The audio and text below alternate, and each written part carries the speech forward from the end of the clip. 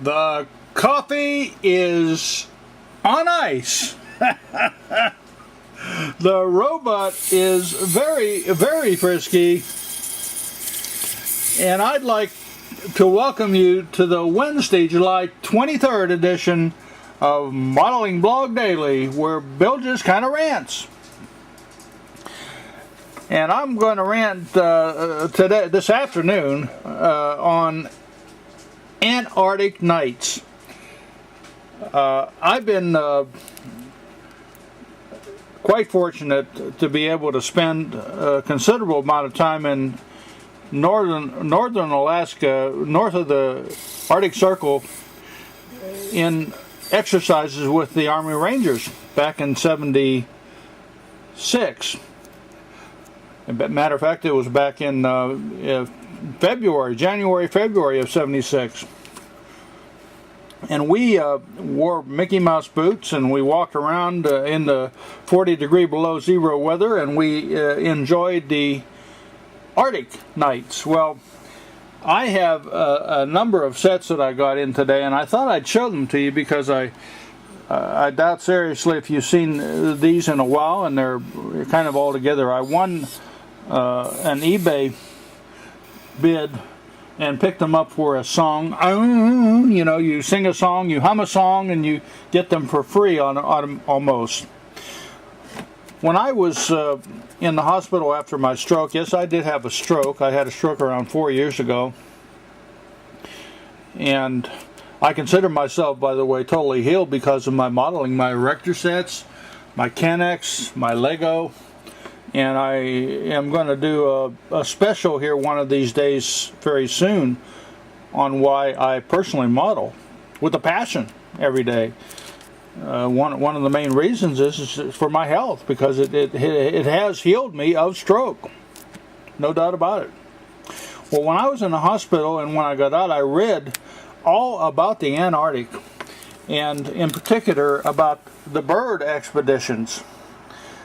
Admiral Byrd, Lieutenant Commander Byrd, back in the 30s and 40s, he did a series of Antarctic expeditions to the South Pole. And during the World War II, he went to the Arctic, up to the North Pole. Well, I've read a number of the stories, and I'm entranced by everything about them, and they are, in fact, wonderful parts of the history of mankind. Right now, by the way, the Antarctic expeditions include not only the United States, but China, and I think Europe has a major station down there. But we still have a Southern Command in Antarctica. I don't think we use the dogs anymore. You can see how back in those days, in the 30s, they buried all their huts. In any case, this is a great thing to do if you're into the Lego Arctic sets.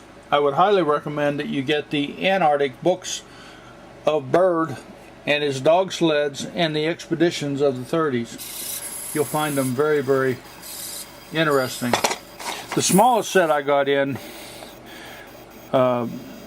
is it looks like a little set with a spider. Well, that is a blue spider. That's one of the things that endear these sets to everybody is the fact that they have these little minifigs with the parkas and the polar bears. So I guess this one builds even has ideas. I love these sets, these older sets, all build ideas, guys. Here's a 6579 builds a snow sled, and see, it even has a sail with some kind of a outpost. Here's one with a polar bear. Now, I don't know, I've seen that in the Arctic sets. By the way, I do not have all the Arctic sets. I'm still working to get them all. Hey, you guys, you have no idea how much Lego I have. You have no idea. I haven't even scratched the surface in showing them to you. I could probably build Lego from now for 10 more years, every night, every day, and have more Lego than you'd ever see. I'm stretching it, but I do have quite a lot. There's a kind of like a little ball with some kind of a scorpion inside. That's pretty cool. And they have ideas on the back as well. This here's a Arctic bulldozer. See the bulldozer with a walkie-talkie with, it looks to be painted on walkie-talkie. And one of those ball things, I don't know what those ball things are. By the way, also yesterday, I got in Mission to the Arctic Lego book. And they see, I do my research, guys. If they had a book for the series, related to the series, I'll get the book and study it and read it, and when I build it, I'll talk about it. Like, for example, the pirate ship. I got a comic in the other day called the Medallion, or something Medallion. It's a Here's another set that I got in. It's called ModelingBlogDaily. Now, this makes the second one I have of this. This is a wonderful set, and I built it already and have a video on it. Absolutely wonderful set. And this is the largest set I just got in. It's called Polar Base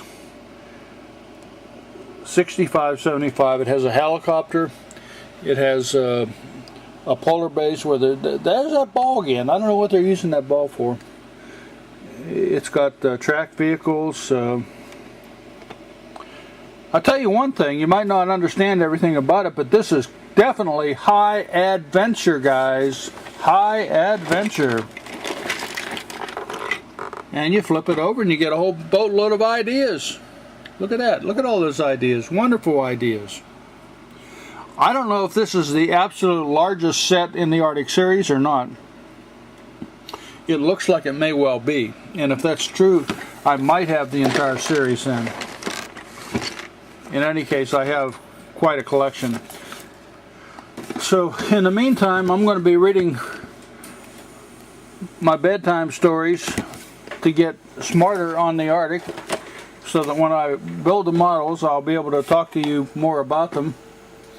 And I'll be recommending to you that you personally, if you have the Arctic sets, that you get a hold of the bird books from the 30s.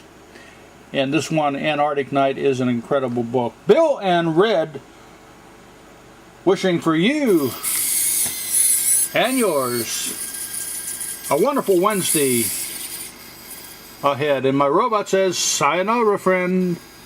Sayonara.